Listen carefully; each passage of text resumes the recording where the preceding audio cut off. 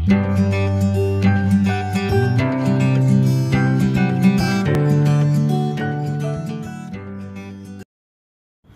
everyone, my name is Panindra, and in this video I'm going to explain about Trichuris trichura. So watch this video till the end and you will have a brief concept to be known about the life cycle, the symptoms which are mainly caused by this disease, and the structure of the whipworm. So Trichuris trichura. So this is a parasitic disease which is mainly caused by a parasite called as whipworm, and the disease which is mainly caused by the whipworm parasite is called as trichuriasis. So basically many people will call this disease as a trichuriasis, which is mainly caused by a parasite called as whipworm. So nearly according to the recent research, it was came to know that 1 billion humans in our world are attacked with this parasitic disease, and it also includes Asian countries, Africa and USA. So now let us have a look about the discoveries of this trichuriasis. I mean the scientist names and when they have discovered this and what is the discovery which they have done. So I'm going to mention here the two scientists. As we can see here, Giovanni Battista Morgagni, in the year of 1740 he identified the disease. So hence here I have mentioned identification. So he mentioned that whipworm is a disease, whipworm is a parasite which causes a disease called as trichuriasis. So this is what identified by this particular scientist. So now coming to the another scientist, who is Johann Georg Roederer. In the year of 1761 he given the description drawings, which means like he given the structure of the parasite with the help of a microscope. He identified the structure and he had given the diagrams of those structures, and also he described about the life cycle of the whipworm which causes a disease called as trichuriasis, and he also given the symptoms which will be mainly faced by that particular patient who is infected with this trichuriasis disease, which is a parasitic disease. Each and everything was given by the scientist. So these are the both of the scientists who discovered and who given the descriptional drawings about the trichuriasis disease. So now let us have the structure of whipworm. So now let us have a look about the structure of whipworms. So basically whipworm, in the case of whipworm, the sexes are separate, which means there will be two different genders in whipworm. Let's say male whipworm as well as the female whipworm. So as you can see in the structure, this is a male whipworm and this is a female whipworm. So this is the structures I have mentioned the scientist called Johann Georg Roederer in the year of 1761. He given the descriptional drawings about this whipworm, right? So these are the structures which he have given. So as you can see here, this is a male whipworm and this is a female whipworm, which I have said you already. So as you can see here, these are the the parts of this male whipworm. As you can see here, this is called as spicule, cloaca, intestine and testis, and here is a nerve. So this testis is a reproductive organ which is present in this male whipworm, and it is mainly used for the process of fertilization. I mean in the case of parasites it is called as copulation. So coming to this female whipworm, this is mouth region. I mean coming to this male whipworm, here is a mouth, right? So this is the anterior region of the male whipworm. So here is where the testes are present. So this region is called as a posterior region. But coming to this female whipworm, this is the mouth region. So in this mouth region, which means this is the anterior part. So now coming to the posterior part, it contains ovaries.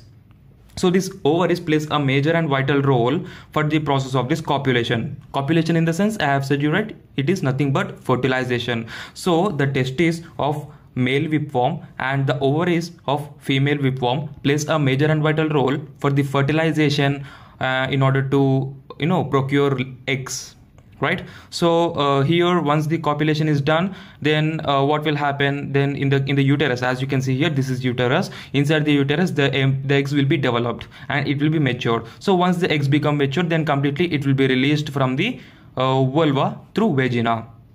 So this is how the copulation will be done, and this is the structure of male whipworm and this will be the structure of female whipworm. Now coming to the male whipworm, it is 30 to 45 millimeter long and it is having coiled posterior end. As you can see here, as this is a mouth region which is anterior part, and now coming to here, this is the posterior part. So this posterior end is coiled. I mean as you can see here, it is curved like shape, right? So it is coiled. But now coming to this female whipworm, first let us have a look about the size, which is 35 to 50 millimeter long, and the posterior end of this female whipworm is straight.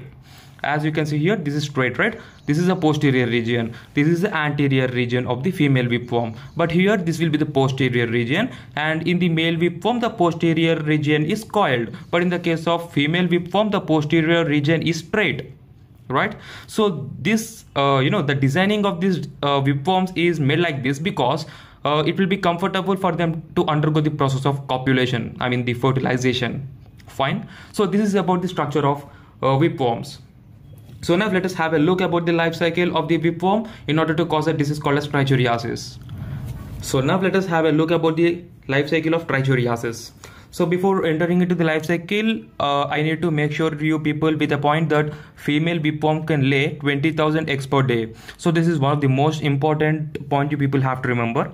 So now let us have a look about the life cycle of this whipworm in order to cause a disease called as trichuriasis. So as we know that each and every life cycle of parasitic disease will be started from the feces material. Why? Because feces material will act as a source for the process of contamination. Okay, so as we know that feces material contains eggs, and these eggs belong to whipworm. Okay, so how whipworm will lay eggs in this fecus and how it will come out from the human, each and everything will be explained you in detail. So here eggs are present in the fecus material, and these eggs belong to whipworm.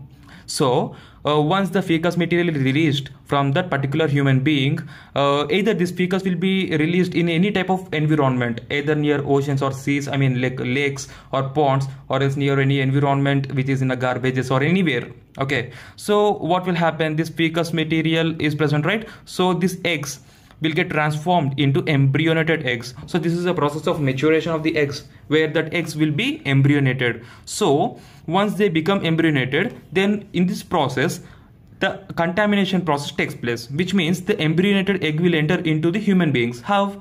By intake of contaminated food and contaminated water. So this will allow that embryonated egg to get into the digestive system of the human being. So by consuming contaminated food and water. So here once it enters into the digestive system, so firstly it should enter into the small intestine, as we all of us know that. So once it enters into the small intestine, then the actual process of the life cycle will begin. So what is the process? So now the process which I'm going to explain will happen in small intestine, and then what will happen in the large intestine, I'm going to explain it later. So once it enters into the intestine, I mean the small intestine, then what is the process? So it will enter into the small intestine of man. In small intestine, what is going to be happen? So hatching of the particular egg will be occur. I mean the embryonated egg will enter into the small intestine, right? And in that small intestine the hatching of that egg will occur. So once that hatching will be happened, then what will happen?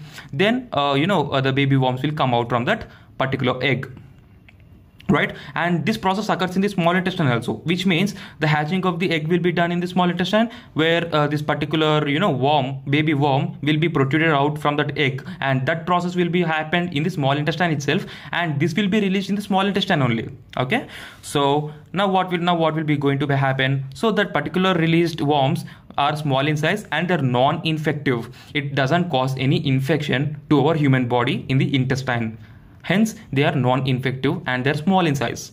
So we know that there are many juices, and the food from the stomach will enter into the intestine. We all of us know that. So along with that food, some of the enzymes and some of the juices will be released by the stomach, and even those juices will also enter into the small intestine, right? So by consuming those juices and the enzymes which are present in the intestine, now what will going to be happen? So these are small in size, right? So by consuming all of this material which is produced by the stomach and the small intestine, it will undergo the process of growth, and it will undergo the process of molting. So once the growth and molting of these non-infective stage worms will occur, then it will be converted into infective stages worms, right? So as we know that once these particular worms will be protruded out from the egg, there will be two different genders, as I have said you in the structure in the beginning itself, right? I mean both the sexes will be separate, like male gender as well as the female gender, in this way. So male worms will be developed as well as the female worms will be developed. Okay, so once this process will be happened in the small intestine, then only this will be converted into the non-infective stage to the infective stage. right? And now what will happen in the large intestine? So once it is get developed into the infective stage, then only it will enter into the large intestine, or else it will not enter into the large intestine. So this is one of the point which you people have to remember.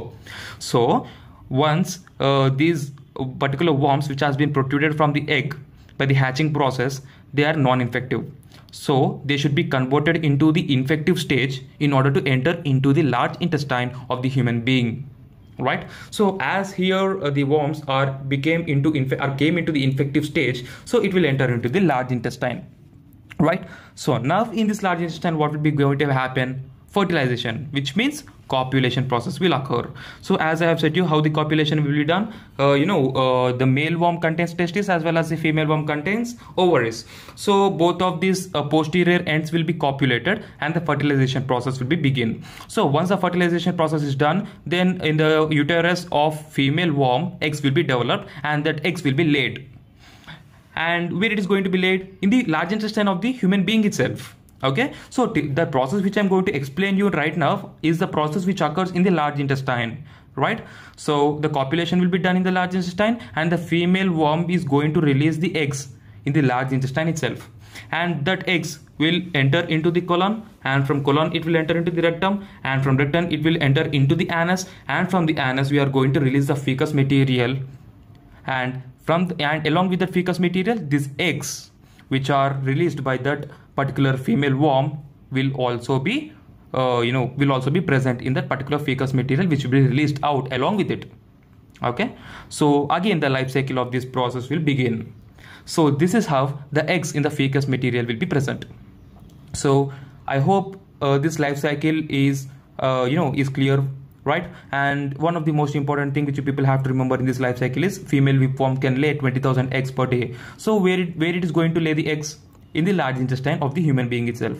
So this is one of the most important point you people have to remember. So now let us have a look about the symptoms which are mainly caused by this disease called as trichuriasis once it is infected, once it reaches to the infective stage for that particular patient or human being. So now let us have a look about it. Coming to the symptoms: gastrointestinal disorders, abdominal pain, blood stools, urination problems, painful defecation, tiredness, rectal prolapse, weight loss, anemia, growth retardation. So basically these are the symptoms which can be seen in that particular patient who is infected with this trichuriasis disease. So how the diagnosis will be done in order to identify that particular patient who came to the hospital, whether he is infected with the trichuriasis or not, how that can be done by the diagnosis. So what is the diagnosis process which will be done? To stool examinations. So how the stool examination will be done? So once the symptoms are being faced by that particular patient, then the stools will be examined. The particular doctor is going to take stools as a sample from that patient, and that sample of stool will be examined in their diagnostic center. So by that observing the stools, he can understand that yes, this person is infected with the trichuriasis disease. So what is the treatment which will be given? There are certain type of medications which are recommended by the doctor. So some of the medicines which I have mentioned here are, as you can see here, mebendazole, albendazole, ivermectin, loperamide, defectacin. So these are the medications which will be recommended by the doctor who is infected with this parasitic disease called as trichuriasis. So I hope I gave a clear idea about the structure of the whipworm, the life cycle which will be caused by the whipworm in order to cause a disease called as trichuriasis, the symptoms, the diagnosis and the treatment which will be given.